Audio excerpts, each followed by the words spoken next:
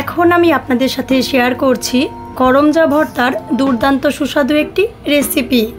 আর এই রেসিপিটি সম্পূর্ণভাবে দেখে নেওয়ার জন্য কোনো প্রকার স্কিপ না করে সম্পূর্ণ ভিডিওটি আমার সাথে থেকেই দেখে নিন।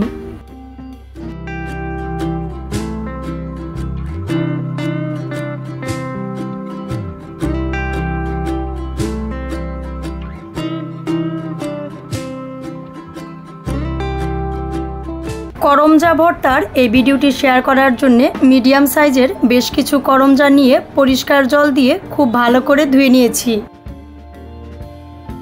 করমজাগুলো দা দিয়ে যতটা সম্ভব পাতলা পাতলা করে কেটে নিয়েছি।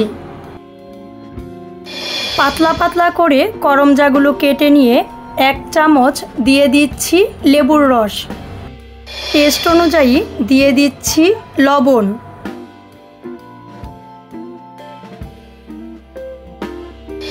এর সাথে আরও দিয়ে দিচ্ছি চিনি লবণ আমি আমার টেস্ট অনুযায়ী দিয়ে নিয়েছি। আপনিও আপনার টেস্ট অনুযায়ী লবণ চিনি দিয়ে নেবেন। এর সাথে আরও দিয়ে দিচ্ছি কুচি করে কেটে নেওয়া কাঁচামরিচ।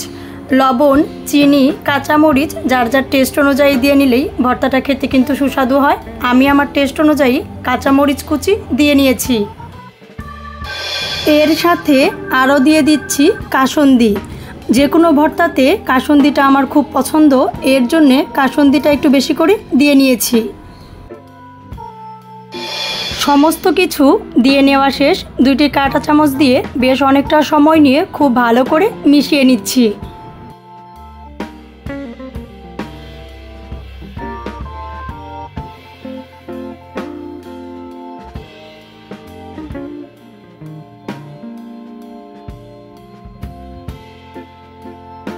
আমাদের কিন্তু করমজা ভর্তাটা রেডি হয়ে গেছে। ঠিক একই রকমভাবে একবার হলেও করমজা ভর্তা খেয়ে দেখবেন, এটা খেতে কিন্তু খুবই বেশি টেস্টি হয়।